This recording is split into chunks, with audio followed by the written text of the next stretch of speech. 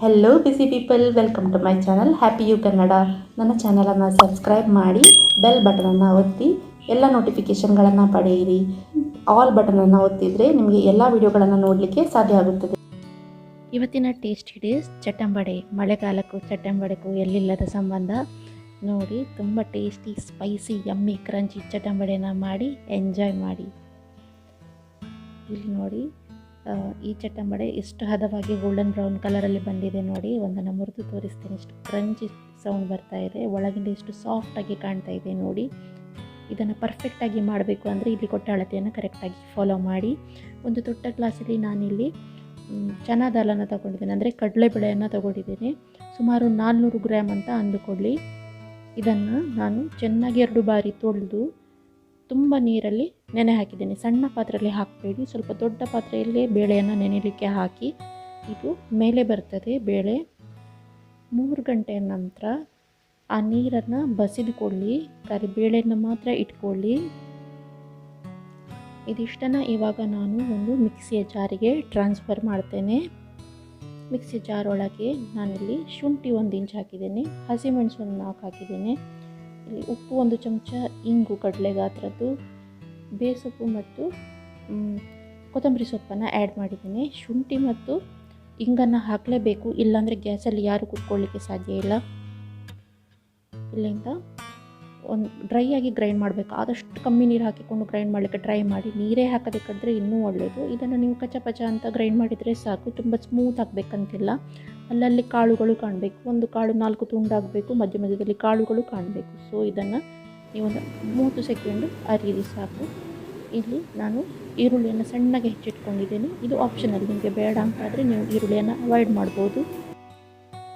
ಈಗ ನಾನು ಗ್ರೈಂಡ್ರಲ್ಲಿದ್ದ ಮಿಕ್ಸರನ್ನು ಇದಕ್ಕೆ ಹಾಕಿ ಚೆನ್ನಾಗಿ ಕಲಸಿಟ್ಕೊಳ್ತಾ ಇದ್ದೇನೆ ಆನಿಯನ್ ಜೊತೆಗೆ. ನೀವು ಎಷ್ಟು ಕರಿಬೇವಿನ ಸೊಪ್ಪು ಹಾಕ್ತೀರಿ ಅಷ್ಟು ಚೆಂದ ಪರಿಮಳ ಬರ್ತದೆ ಈ ಡಿಶ್ಶಿಗೆ. ಸ್ವಲ್ಪ ಹೆಚ್ಚು ಕರಿಬೇವಿನ ಸೊಪ್ಪು ಹಾಕಲಿಕ್ಕೆ ಟ್ರೈ ಮಾಡಿ. ಇಲ್ಲಿ ನೋಡಿ, ಒಂದು ಚಿಕ್ಕ ಲೆಮನ್ ಸೈಜ್ ಬಾಲ್, ಲಿಂಬೆಹಣ್ಣಿನ ಗಾತ್ರದ ಉಂಡೆಯನ್ನು ತಗೊಂಡು ನಾನು ಕೈಯಲ್ಲಿ ಚಪ್ಪಟೆ ಮಾಡಲಿಕ್ಕೆ ಟ್ರೈ ಮಾಡ್ತಾ ಇದ್ದೇನೆ. ಹಿಟ್ಟು ಸೈಡಿಂದೆಲ್ಲ ಕ್ರ್ಯಾಕ್ ಆಗಬಾರ್ದು, ಒಡಿಬಾರ್ದು. ಆಗ ನಮ್ಮ ಹಿಟ್ಟು ಸರಿಯಾಗಿದೆ ಅಂತ. ಕ್ರ್ಯಾಕ್ ಆಗ್ತಾಯಿದ್ರೆ ಸ್ವಲ್ಪ ನೀರನ್ನು ಇದಕ್ಕೆ ಮಿಕ್ಸ್ ಮಾಡಿ. ಈ ಕಡೆಯಲ್ಲಿ ಒಂದು ಬಾಣಲೆಯಲ್ಲಿ ನಾನು ಆಯಿಲನ್ನು ತಗೊಂಡಿದ್ದೇನೆ. ತೆಂಗಿನೆಣ್ಣೆ, ಸನ್ಫ್ಲವರ್ ಆಯಿಲ್ ಯಾವ್ದು ಸಹ ಆಗ್ಬೋದು. ಡೀಪ್ ಫ್ರೈ ಮಾಡಲಿಕ್ಕೆ ನಮಗೆ ಎಣ್ಣೆ ಬೇಕು. ಕೈಯನ್ನು ಒದ್ದೆ ಮಾಡ್ಕೊಳ್ಳಿ. ನಿಮ್ಮ 2 ಕೈಯ ಪಾಮ್ ಅಥವಾ ನಿಮ್ಮ ಅಂಗೈಯನ್ನು ಒದ್ದೆ ಮಾಡ್ಕೊಳ್ಳಿ. ಫಿಂಗರ್ಗಳನ್ನು ಒದ್ದೆ ಮಾಡ್ಕೊಳ್ಳಿ ನೀರಲ್ಲಿ. ಒಂದು ಲೆಮನ್ ಸೈಜ್ ಬಾಲನ್ನು ತಗೊಂಡು ಕೈಯ ಮೇಲೆ ಇಟ್ಟು ಚಪ್ಪಟೆಯಾಗಿ ಈ ಥರ ಒತ್ತಿ 4 ಫಿಂಗರಿನ ಮಾರ್ಕದಲ್ಲಿ ಬೀಳಬೇಕು. ಚಟ್ಟಂಬಡೆ ಅಂತ ಹೆಸರು ಬಂದಿದೆ, ಆ 4 ಬೆರಳ ಮಾರ್ಕ್ ಬೀಳೋದ್ರಿಂದ ನಿಧಾನವಾಗಿ ಜಾಗ್ರತೆಯಲ್ಲಿ ಬಿಸಿ ಎಣ್ಣೆಯ ಒಳಗೆ ಇದನ್ನು ಸ್ಲೋಲಿ ಬಿಡಿ. ಮೇಲಿಂದ ಪಚಲ್ ಅಂತ ಹಾಕಬೇಡಿ, ಕೈಗೆ ಸಿಡಿತದೆ. ಒಂದೊಂದು ಸಲ ಈ ವಡೆಯಲ್ಲಿ ದೊಡ್ಡ ದೊಡ್ಡ ಪೀಸ್ ಮೆಣಸಿನದ್ದು ಸಿಕ್ಕಿತು ಅಂತಾದರೆ ಒಡಿತದೆ ವಡೆ. ಸೊ ನಾನು ಯಾವಾಗಲೂ ಗ್ರೈಂಡರಿಗೆ ಡೈರೆಕ್ಟ್ ಆ್ಯಡ್ ಮಾಡಿಬಿಡ್ತೇನೆ ಹಸಿಮೆಣಸಿನ್ಕಾಯನ್ನು, ಕೈಯಲ್ಲಿ ಹೆಚ್ಚು ಹಾಕೋದಿಲ್ಲ. ನೋಡಿ, ಇನ್ನೊಂದು ಸೈಡ್ಗೆ ಟರ್ನ್ ಮಾಡಿ ಇವಾಗ ಈ ಚಟ್ಟಂಬಡೆಗಳನ್ನು ಬೇಯಿಸ್ಕೊಳ್ಬೇಕು. ತುಂಬ ಜಾಗ್ರತೆ ಇರಬೇಕು ಎಣ್ಣೆ ಹತ್ತಿರ. ಇಲ್ಲಿ ನೋಡಿ, ಚೆನ್ನಾಗಿ ಗೋಲ್ಡನ್ ಬ್ರೌನ್ ಕಲರ್ ಬರ್ತಾ ಇದೆ. ಇಲ್ಲಿ ಚೆನ್ನಾಗಿ ಬೆಂದಿದೆ, ಪರ್ಫೆಕ್ಟಾಗಿ ರೆಡಿಯಾಗಿದೆ.